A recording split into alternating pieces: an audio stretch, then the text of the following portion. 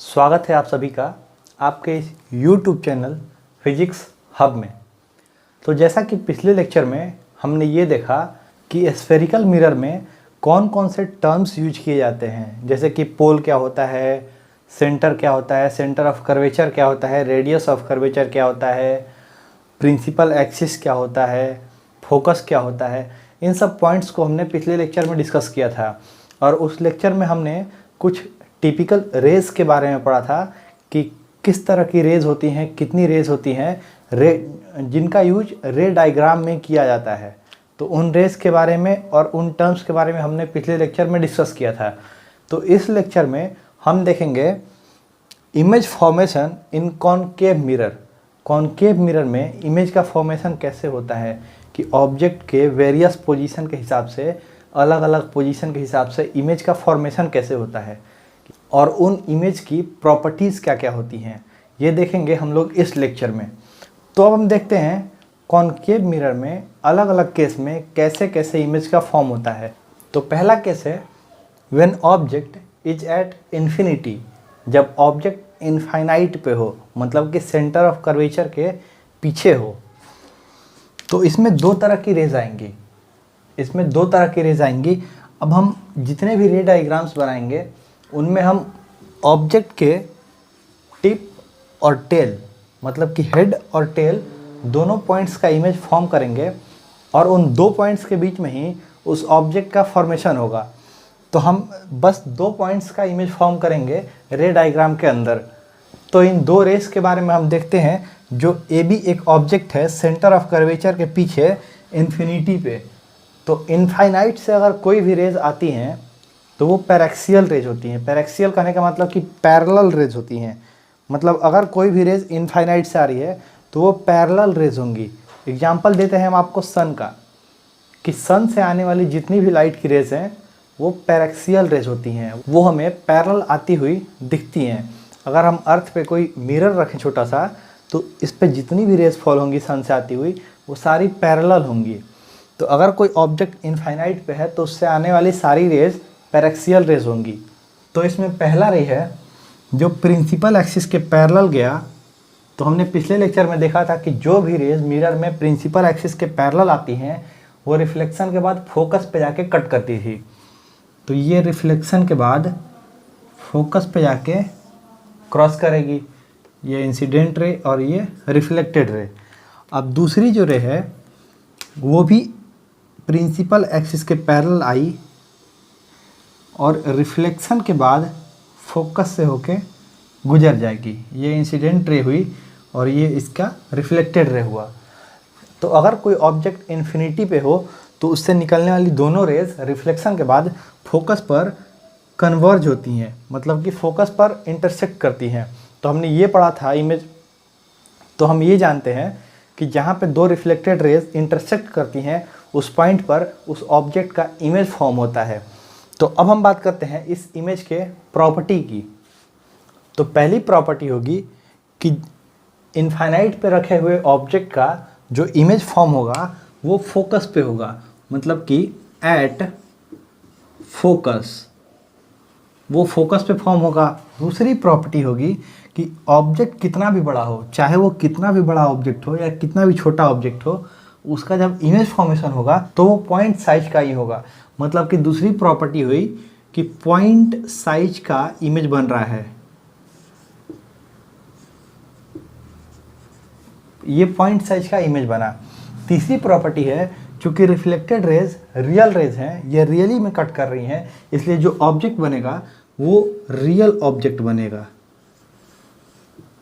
और चूंकि ये पॉइंट ऑब्जेक्ट है इसलिए हम इसके इन्वर्टेड और इरेक्ट होने का कोई प्रूफ नहीं दे सकते। तो हम ये वाला कॉलम खाली छोड़ेंगे। तो अगर कोई ऑब्जेक्ट इन्फिनिटी पे है तो उसकी जो इमेज बनेगी वो फोकस पे बनेगी, वो पॉइंट साइज की बनेगी और वो रियल होंगी। उन्हें हम स्क्रीन पे ले सकते हैं। तो अब हम डिस्कस करते हैं नेक्स्ट केस को, कि जब हम इसको शिफ्ट करते हैं पोल के टुवर्ड, मतलब कि अब ऑब्जेक्ट इन्फिनिटी से आगे बढ़ के सेंटर और इन्फिनिटी के कहीं बीच में, मतलब कि किसी लोकेटेड पॉइंट पे होगा। अब तो देखते हैं हम अगला फॉर्मेशन। तो इस केस में दो रेज आएंगी। पहली रेज प्रिंसिपल एक्सिस के पैरेलल होगी। हम हर केस में ये वाली रेज को कंसीडर करेंगे। पहली रे प्रिंसिपल एक्सिस के पैरेलल आई और रिफ्लेक्शन के बाद सीधे फोकस से होके निकल जाएगी। और दूसरी जो रे होगी वो सेंटर की तरफ डायरेक्टेड होगी। दूसरी रे सेंटर की तरफ डायरेक्टेड होगी जो रिफ्लेक्शन के बाद वापस इसी पाथ को ट्रेस करेगी। तो दो रेज जहाँ पे दो रिफ्लेक्टेड रेज कट कर रही हैं वहाँ पे इस ऑब्जेक्ट का इमेज बन जाएगा। इस ऑब्जेक्ट का ये इमेज बना। तो अब हम देख सकते हैं ये पहली रे थी जो इंसिडेंट रे और ये रिफ्लेक्टेड रे थी इसकी। दूसरी रे ये थी और इसकी रिफ्लेक्टेड रे ये। तो इन दोनों के इंटरसेक्शन से यहाँ पे ए डैश बी डैश एक इमेज बना। अब इस इमेज की प्रॉपर्टी हम देखते हैं। इसमें पहला पॉइंट है इसका पोजीशन। तो इसका पोजीशन सेंटर और फोकस के बीच है, मतलब कि बिटवीन सेंटर एंड फोकस। दूसरा पॉइंट है ये ऑब्जेक्ट, इस ऑब्जेक्ट का साइज इतना है और इमेज का साइज इससे छोटा है, मतलब कि जो इमेज बनेगा वो स्मॉल साइज का होगा। तीसरा पॉइंट है ऑब्जेक्ट प्रिंसिपल एक्सिस के ऊपर है, मतलब कि सीधा है, और जो इमेज बना है इसका वो प्रिंसिपल एक्सिस के नीचे है और डाउनवर्ड डायरेक्टेड है, मतलब कि उसका जो हेड है वो नीचे की तरफ है, मतलब कि जो ऑब्जेक्ट का इमेज बना है वो इन्वर्टेड है। ये इन्वर्टेड इमेज होगा। और चौथा पॉइंट है कि इसको फॉर्म करने वाली जो रेज हैं वो रियल हैं या वर्चुअल हैं। तो हम देख सकते हैं कि ये मिरर के सामने रेज कट कर रही हैं, मतलब कि ये रियल रेज हैं। तो ये जो इमेज बनेगा वो रियल इमेज होगा। तो अगर कोई ऑब्जेक्ट सेंटर ऑफ कर्वेचर और इन्फिनिटी के बीच में लाई करता है तो उसकी जो इमेज फॉर्म होगी उसकी चार प्रॉपर्टीज़ होंगी। Between centre and focus, small size, inverted image और रियल इमेज। तो अब हम देखते हैं तीसरा केस कि जब ऑब्जेक्ट कुछ और शिफ्ट होके सेंटर पे आके लाई करे, मतलब कि एग्जैक्ट सेंटर पे हो, तब उसका इमेज कैसा बनेगा और वो कहाँ बनेगा।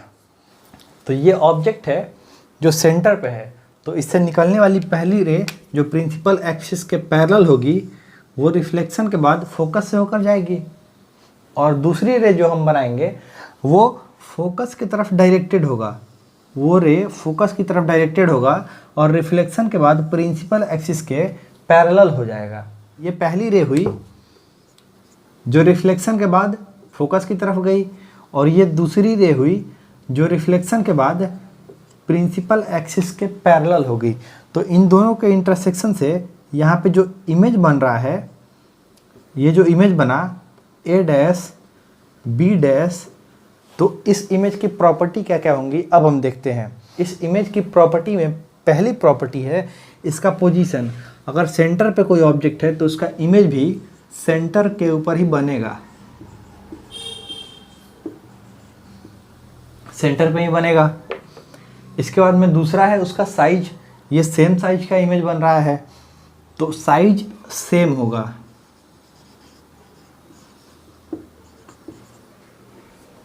तीसरी प्रॉपर्टी है कि ये इन्वर्टेड है या इरेक्ट है। तो ऑब्जेक्ट का टिप ऊपर की तरफ है जबकि इमेज का टिप नीचे की तरफ है, मतलब कि ये एक इन्वर्टेड इमेज है, इन्वर्टेड इमेज।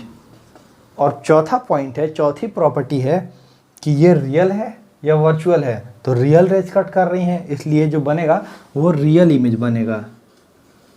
तो अगर कोई ऑब्जेक्ट कॉनकेव मिरर के सेंटर पे लाई करे तो उसका जो इमेज बनेगा वो सेंटर पे होगा, वो सेम साइज का होगा, वो इन्वर्टेड होगा और वो रियल होगा। तो अब हम देखते हैं चौथा केस। तो इस केस में बिटवीन सेंटर एंड फोकस, मतलब कि ऑब्जेक्ट जो है वो सेंटर और फोकस के बीच में लाई कर रहा है। तो इसकी पहली जो रे होगी वो प्रिंसिपल एक्सिस के पैरेलल जाएगी और रिफ्लेक्शन के बाद फोकस से होके निकल जाएगी। और जो हम दूसरी रे ड्रॉ करेंगे वो सीधे फोकस की तरफ डायरेक्टेड होगी और रिफ्लेक्शन के बाद प्रिंसिपल एक्सिस के पैरेलल हो जाएगी। तो इन दो रेज के कट करने से इसका इमेज यहाँ पे फॉर्म हुआ। इन दोनों रिफ्लेक्टेड रेज के कट करने से इसका इमेज यहाँ पे ए डैश बी डैश एक इमेज फॉर्म हुआ। तो इस इमेज की प्रॉपर्टी क्या क्या है? इस इमेज की प्रॉपर्टी है ये साइज में इससे बड़ा है, ये इन्वर्टेड है, रियल रेज कट कर रही है इसलिए ये रियल इमेज होगा।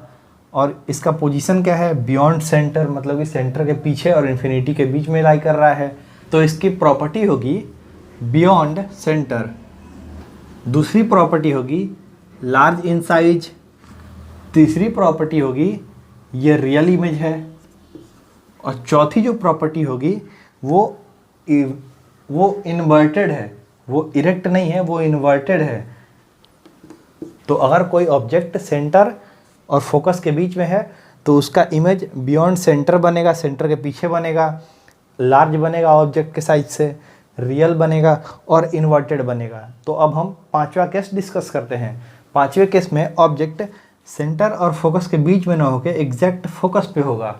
तो अगर कोई ऑब्जेक्ट एग्जैक्ट फोकस पे होगा तो उसकी पहली रे जो प्रिंसिपल एक्सिस के पैरेलल जाएगी, प्रिंसिपल एक्सिस के पैरेलल ये रे गई और रिफ्लेक्शन के बाद फोकस से होके निकल गई इधर। और दूसरी जो रे होगी वो सेंटर की तरफ डायरेक्टेड होगी, मतलब कि ये सेंटर की तरफ इसका डायरेक्शन होगा और ये सीधी रे गई इसी पाथ को रिट्रेस करके इस साइड निकल आएगी, ये सेंटर से होते हुए चली जाएगी। तो ये दो रेस को हम कितना भी आगे एक्सटेंड करते जाएं ये कभी कट नहीं करने वाली, ये दोनों रेस कभी कट नहीं करेंगी।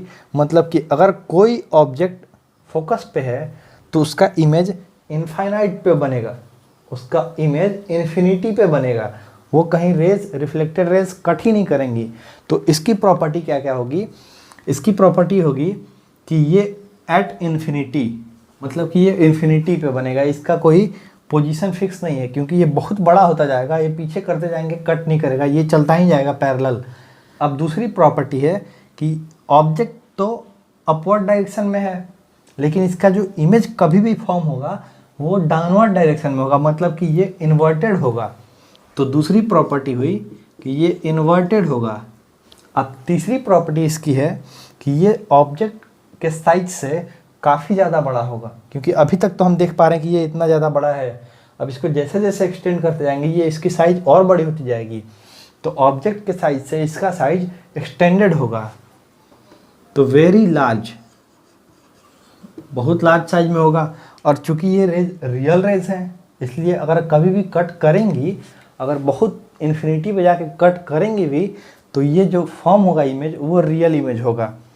तो इसकी चार प्रॉपर्टीज़ हो गई। मतलब कि अगर कोई ऑब्जेक्ट फोकस पे होगा तो उसकी जो इमेज बनेगी वो इन्फिनिटी पे बनेगी, इन्वर्टेड बनेगी, वेरी लार्ज मतलब बहुत बड़ा बनेगी और रियल इमेज बनेगी क्योंकि ये रियल रेज के कट करने से बनेगा। तो अब हम लास्ट डिस्कस करते हैं कि अगर कोई ऑब्जेक्ट फोकस पे ना होके फोकस और पोल के बीच में हो तब क्या होगा। अगर कोई ऑब्जेक्ट फोकस और पोल के बीच है तो इस केस में पहली जो रे जाएगी वो प्रिंसिपल एक्सिस के पैरेलल जाएगी और रिफ्लेक्शन के बाद फोकस पे आके मिलना चाहेगी। ये रिफ्लेक्शन के बाद फोकस पे आके मिलना चाहेगी, लेकिन चूंकि ये ऑब्जेक्ट बीच में आ जा रहा है इसलिए ये रेज इसको क्रॉस नहीं कर सकती हैं। अब जब क्रॉस नहीं करेंगी तो हम इसे पीछे की तरफ एक्सटेंड करेंगे, मतलब कि मिरर के पीछे वर्चुअली एक्सटेंड करते हैं। और अब हम देखते हैं कि जो दूसरी रे होगी वो कैसे जाएगी। जो दूसरी रे है वो सेंटर की तरफ डायरेक्टेड होगी, ये सेंटर की तरफ ये रे डायरेक्टेड हुई, मतलब ये गई और रिफ्लेक्शन के बाद वापस इसी डायरेक्शन में आ भी गई। तो ये भी जब रिफ्लेक्ट होकर इसी तरफ आएंगी तो ये एक रे यहीं पर रुक गई और दूसरी रे इधर निकल जाएगी, तो इनका कभी मिलना संभव है नहीं। अब जब रेज इंटरसेक्ट ही नहीं करेंगी तो इमेज बनेगा कैसे। तो इमेज को फॉर्म करने के लिए हम इस रे को भी पीछे की तरफ एक्सटेंड करते हैं, मिरर के पीछे की तरफ वर्चुअल रे के फॉर्म में एक्सटेंड करते हैं।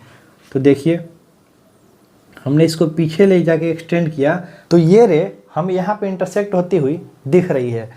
तो इस रे के इंटरसेक्शन से जो इमेज बना वो मिरर के पीछे इमेज बना है। तो देखते हैं अब इस इमेज की प्रॉपर्टी क्या क्या होंगी। मतलब कि अगर कोई ऑब्जेक्ट फोकस और पोल के बीच में है तो उसका मिरर के सामने इमेज बनना पॉसिबल नहीं है, तो हमने रेस को वर्चुअली एक्सटेंड किया पीछे की तरफ और वहाँ पे जाके वो इंटरसेक्ट हुई। तो अब देखते हैं कि इस इमेज की प्रॉपर्टी क्या क्या होंगी। पहली प्रॉपर्टी होगी कि ये साइज में बड़ा है। दूसरी प्रॉपर्टी होगी कि ये बिहाइंड मिरर, मतलब ये मिरर के पीछे बन रहा है। तीसरी प्रॉपर्टी होगी कि ये वर्चुअल है। और चौथी प्रॉपर्टी होगी कि ऑब्जेक्ट सीधा है तो इमेज भी सीधा है, मतलब कि इरेक्ट है। तो आइए हम 4 प्रॉपर्टीज़ के बारे में डिस्कस करते हैं। तो पहली प्रॉपर्टी है वर्चुअल इमेज बना। दूसरी प्रॉपर्टी है लार्ज साइज में बना। तीसरी प्रॉपर्टी है कि ये मिरर के पीछे बना है। और चौथी प्रॉपर्टी है ये ऑब्जेक्ट की तरह ही सीधा है, मतलब कि ये इरेक्ट है। मतलब कि अगर कोई ऑब्जेक्ट फोकस और पोल के बीच में हो तो उसकी जो इमेज बनेगी, उसकी प्रॉपर्टी वो वर्चुअल होगी, वो लार्ज होगी, वो बिहाइंड द मिरर बनेगा और वो इरेक्ट बनेगा। तो ये थे सारे पॉसिबल केस कि कॉनकेव मिरर में ऑब्जेक्ट के क्या क्या पोजीशन हो सकते हैं और उस पोजीशन के हिसाब से उसके इमेज कैसे फॉर्म होंगे, उनकी प्रॉपर्टीज़ क्या क्या होंगी। तो हम डिस्कस करते हैं कॉन्वेक्स मिरर में किस तरह के ऑब्जेक्ट होते हैं और उन ऑब्जेक्ट्स के इमेज कैसे होते हैं। तो ये है कॉन्वेक्स मिरर जिसमें ऑब्जेक्ट इन्फिनिटी पे है। तो देखते हैं अब इसका इमेज फॉर्मेशन कैसे होगा रे डायग्राम का। तो इसमें जो पहली रे होगी वो प्रिंसिपल एक्सिस के पैरेलल जाएगी और रिफ्लेक्शन के बाद डाइवर्ज हो जाएगी। और दूसरी जो रे है वो भी प्रिंसिपल एक्सिस के पैरेलल जाएगी और रिफ्लेक्शन के बाद डाइवर्ज हो जाएगी। तो ये जो 2 रेज हैं ये रिफ्लेक्शन के बाद डाइवर्ज हो गई, तो इनका इंटरसेक्ट होना तो इम्पॉसिबल है। तो अब हम इन्हें वर्चुअली एक्सटेंड करते हैं मिरर के पीछे, क्योंकि ये स्लोप बढ़ता जा रहा है मिरर का, स्लोप ये कर्व बढ़ता जा रहा है मिरर का, इसलिए ये वाली रेस इतना डाइवर्ट हुई और दूसरी रे उससे ज़्यादा डाइवर्ट होगी। अगर इनको बढ़ाते जाएं हम आगे तो ये कभी मैच नहीं करेंगी, कभी ये कट नहीं करेंगे एक दूसरे को, इसलिए हमें इन्हें पीछे की तरफ एक्सटेंड करना पड़ता है। तो हम जब इन्हें पीछे की तरफ एक्सटेंड करते हैं तो ये फोकस पे आके मैच होंगी, दूसरी वाली रे भी जो है वो फोकस पे आके मैच होगी। तो इन दोनों के इंटरसेक्शन से यहाँ पे इसका इमेज बनेगा। तो कॉन्वेक्स मिरर में एक्सटेंडेड ऑब्जेक्ट चाहे कितना भी बड़ा ऑब्जेक्ट हो या पॉइंट साइज का हो, अगर वो इन्फिनिटी पे है तो उसका इमेज फोकस पे बनेगा। तो इसकी प्रॉपर्टीज़ क्या क्या होंगी हम देखते हैं। इसकी पहली प्रॉपर्टी होगी कि एट फोकस, दूसरी प्रॉपर्टी होगी कि ये वर्चुअल होगा, तीसरी प्रॉपर्टी होगी पॉइंट साइज का होगा। और चूंकि ये पॉइंट साइज का है इसलिए इरेक्ट या इन्वर्टेड ये तो हम डिसाइड कर नहीं सकते हैं। तो इसकी 3 प्रॉपर्टीज़ हुई अगर ऑब्जेक्ट कॉन्वेक्स मिरर में इन्फिनिटी पे है तो। अब हम अगला केस देखते हैं कि इन्फिनिटी और पोल के बीच में होगा तब कैसी इमेज बनेगी और उसकी प्रॉपर्टीज़ क्या क्या होंगी। तो अगर कोई ऑब्जेक्ट पोल और इन्फिनिटी के बीच में है तो उसका इमेज कैसे फॉर्म होगा अब हम देखते हैं। तो ये पहली जो रे है वो प्रिंसिपल एक्सिस के पैरेलल जाएगी, ये पहली रे प्रिंसिपल एक्सिस के पैरेलल गई और फोकस की तरफ डायरेक्टेड होकर डाइवर्ज हो गई, मतलब कि ये वर्चुअली फोकस पे जाके ऐसे मीट कर जाएगी, क्योंकि रियल में इसका मीट करना तो पॉसिबल है ही नहीं। तो कन्वेक्स मिरर में हम लोग वर्चुअली मीट कराते हैं फोकस पे, जैसा कि हमने रेस की जब प्रॉपर्टी बता रहे थे तब हमने आपको बताया था। और दूसरी जो रे है ये सेंटर की तरफ जाएगी, यहाँ से सीधे सेंटर की तरफ जाएगी, जो कि रिफ्लेक्शन के बाद अपने पाथ को रिट्रेस करेगी। तो उसको भी हम लोग वर्चुअली एक्सटेंड करते हैं सेंटर की तरफ। तो इन दोनों के इंटरसेक्शन से यहाँ पे इसका इमेज फॉर्म हुआ। तो आप देख सकते हैं ये जो इमेज फॉर्म हुआ है ये मिरर के पीछे है, मतलब कि ये भी वर्चुअल इमेज है। दूसरा, इस ऑब्जेक्ट के साइज से छोटा है, मतलब कि स्मॉल इन साइज है। और तीसरा कि ये ऑब्जेक्ट सीधा है, इमेज भी सीधा है, मतलब कि ये इरेक्ट इमेज बना। और इसका पोजीशन क्या है, पोल और फोकस के बीच में है। तो इसकी 4 प्रॉपर्टी जब हम लिख देते हैं तो ये था कॉनकेव और कॉन्वेक्स मिरर में इमेज का फॉर्मेशन, कि इमेज कैसे फॉर्म होता है अलग अलग पोजीशन पे अगर ऑब्जेक्ट हो तो। और हमने डिस्कस किया कि उनकी प्रॉपर्टीज़ क्या होती हैं, वो बड़ा बनता है, छोटा बनता है, सेम साइज का बनता है, इरेक्ट बन रहा है या इन्वर्टेड बन रहा है, रियल बन रहा है कि वर्चुअल बन रहा है, उसकी पोजीशन क्या क्या है। तो इस लेक्चर में बस हम इतना ही देखते हैं। अगले लेक्चर में हम देखेंगे कि साइन कन्वेंशन क्या होता है और मिरर फार्मूला को प्रूफ करके हम आपको दिखाएंगे और उससे रिलेटेड कुछ मैथमेटिकल टिप्स हैं जिससे कि आपको न्यूमेरिकल्स सोल्व करने में आसानी होगी। तो अगर आपको ये लेक्चर पसंद आया हो तो ज़्यादा से ज़्यादा लाइक करें, शेयर करें और सब्सक्राइब के बटन को दबाना ना भूलें। और अगर किसी भी तरह की क्वेश्चन या क्यूरी हो आपके मन में तो वो आप डिस्क्रिप्शन में मेरे हर सोशल मीडिया प्लेटफॉर्म का लिंक दिया हुआ है, आप मेरे से डायरेक्ट मैसेज करके वो क्वेश्चन आप पूछ सकते हैं। तो मिलते हैं अगले लेक्चर में, तब तक के लिए धन्यवाद। Thank you.